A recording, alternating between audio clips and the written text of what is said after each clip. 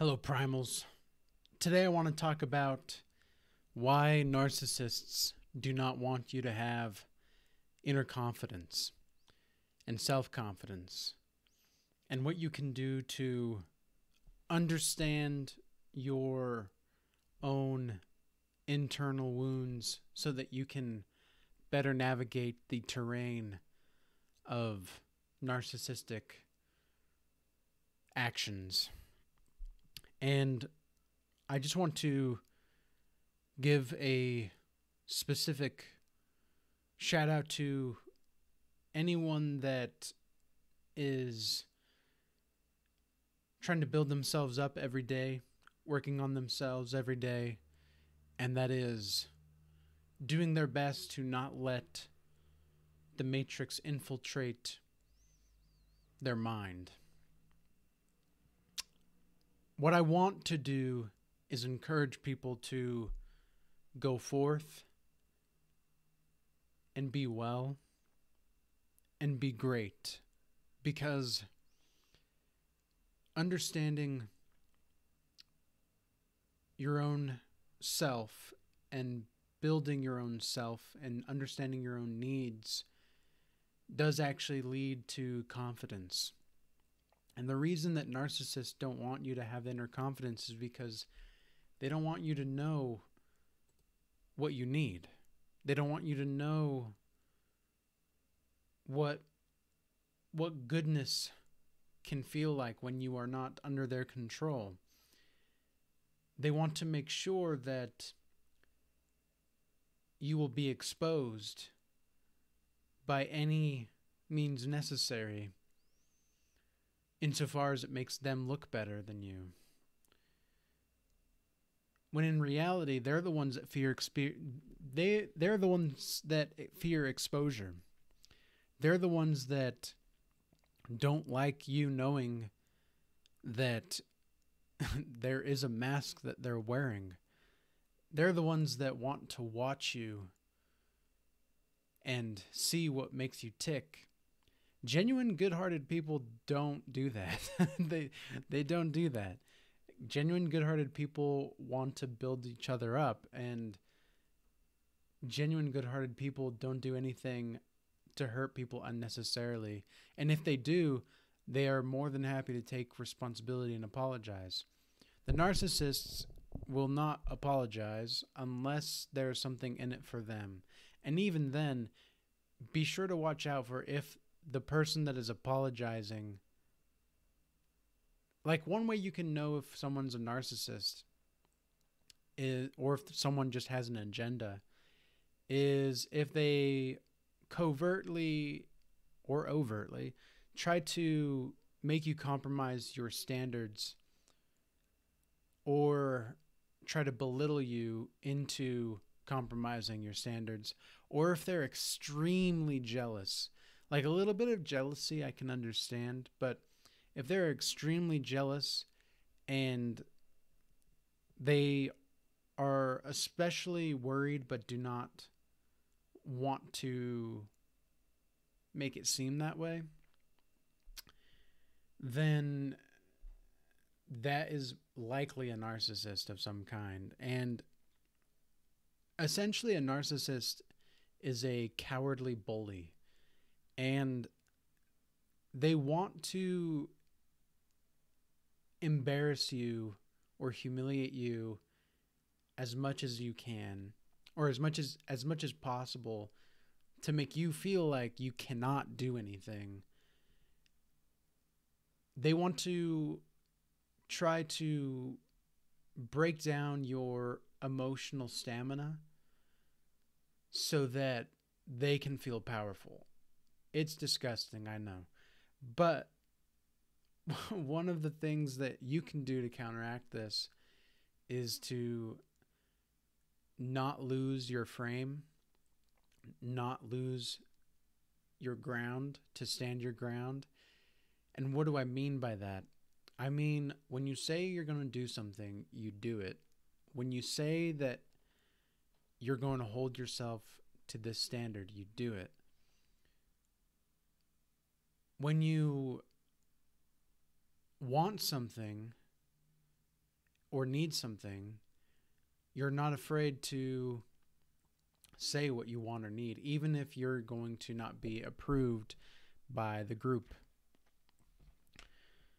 And the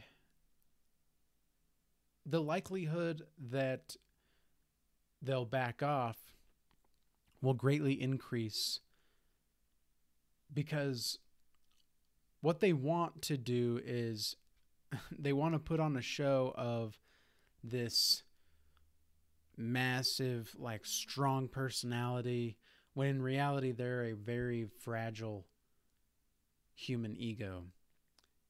Like, that's all it is. I would say that there's a lot of misunderstanding when it comes to how to hold your ground with a narcissist. But the reality is most people are narcissists out here. I've just come to accept it.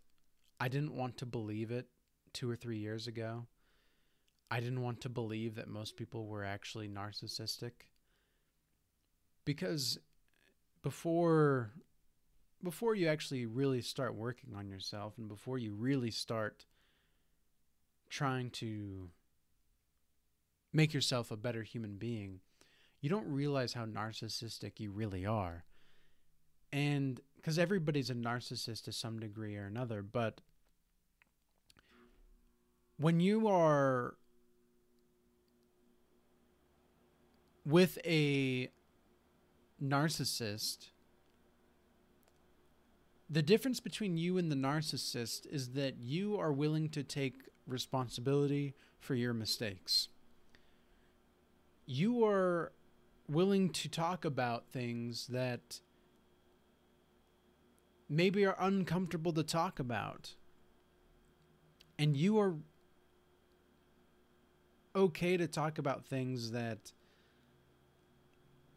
build connections rather than destroy them.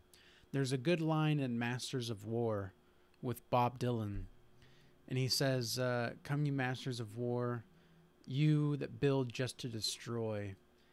And to me, that line is always like the narcissist. Like that line just reminds me of the narcissist, because the only things that they're going to do are they're going to let you build something so that they can take it, or they're going to build something just so they can destroy it and see your happiness dwindle. So that's another thing you have to keep in mind, is have an unbreakable smile. Have a unbreakable joy of life. Have an unbreakable divine joy of life. And you do that by working on yourself. It's not going to happen overnight.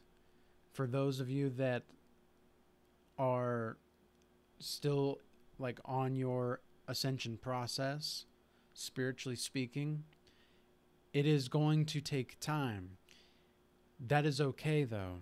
That is okay, and you can keep working at it. It does not happen. See, the thing is that when you set your standards higher, it's going to be easier for you to be misunderstood. But that's honestly the best part about being a person that is bettering their life, is that, yeah, you're going to be misunderstood. And those people that misunderstand you, well, now you know, or the people that have an agenda, now you know that those people, you can keep them at an arm's length distance. There's a common term in the narcissistic community, or at least the narcissistic awareness community, called gray rocking. This is where you do not show emotion to the narcissist. Now, I would advise that only on a couple of different conditions. However, I would also urge you not to lose the essence of who you are. Now, I'm not saying that you should always show the narcissistic person your emotions, because that's just like showing your cards in a poker match before everybody is agreed on the bet in the pot. You know, there's a time and a place where you show your cards and when you do not.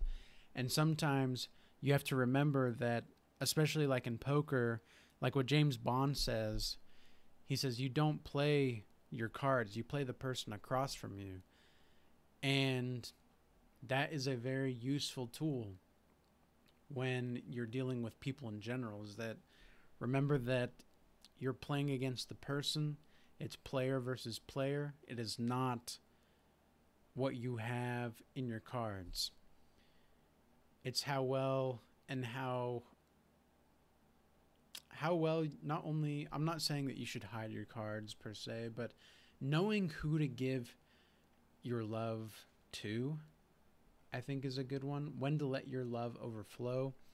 Because as people that are watching this are likely empathic people, you're likely a giver.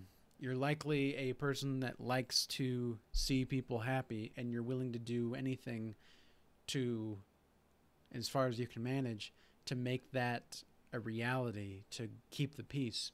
The problem is that when you go too far to keep the peace, that you actually just cause resentment in yourself. We do not want to do that here. On this channel, we do not want to do that. We want to make sure that you are a peaceful vessel of creation, so that when the time comes and when the time is needed, you will be able to be who you are meant to be. And with that being said, ladies and gentlemen, I hope this message was informative and productive. I also hope that you are observant enough to know when you can and cannot associate yourselves with people, because there are going to be times when you can associate, there are going to be times when you cannot associate. That does not make you or them a lesser person or a lesser human being or a greater person or a greater being. It just makes you different in regards to what you are aiming to achieve in life. So with that, till next time, peace be with you.